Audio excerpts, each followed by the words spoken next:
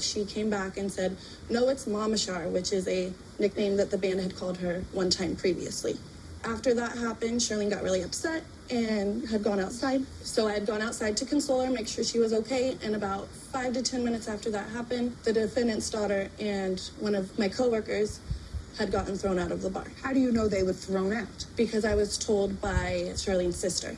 Well, that's hearsay, so I'm excluding that from this. So how did Miss Gonzalez physically get outside? Did you see her come outside? I saw her walk outside, and instead of going to her car, which was the opposite way that we were, she ran in front of us and was screaming at us, telling Charlene that she was a horrible friend and calling us and pointing her finger in my face. And after that, she had crossed the street, and I was like, "What's going on? I don't understand why you're screaming at us." I had gone across the street to talk to her. She was about, and this is the street that I was on. The heels that I have right here are the heels that I wore. They're messed up. Put the picture down. Okay. So now she's walking away from you, and she has spewed out some nasty things, according to you, but walking away.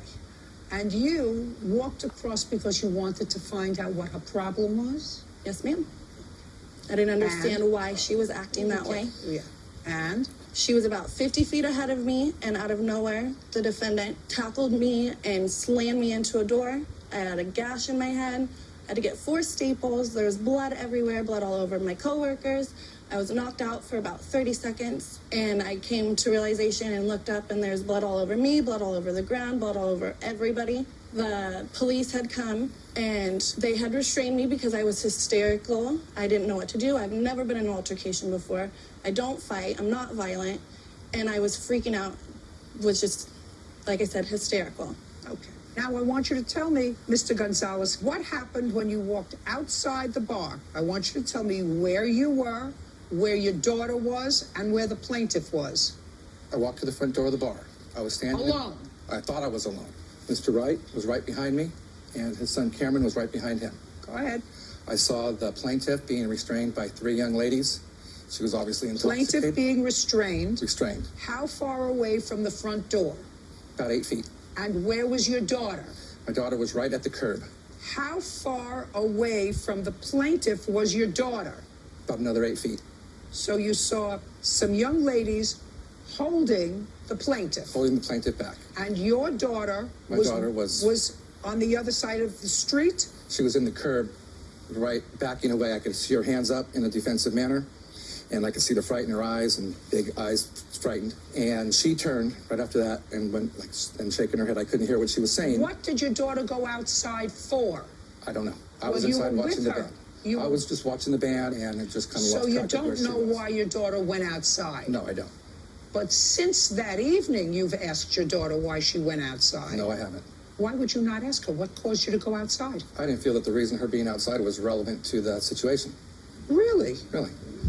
Now you're getting yourself into trouble, Mr. Gonzalez. You know, young people lie all the time. Old people are not supposed to do that. They're supposed to set an example. Because I don't even think that you think it's not relevant. I mean, it's relevant whether she was thrown out of the bar or left on her own volition. That would be relevant, right? Yes. All right, Mr. Gonzalez. So you're watching your daughter like this, with her eyes open, and you don't know the reason that she's standing outside rather than being inside with her parents and her friends. So what do you do? So then I see her walking across the street, and I follow her. You see who walking? My daughter walking across the street, away from the situation.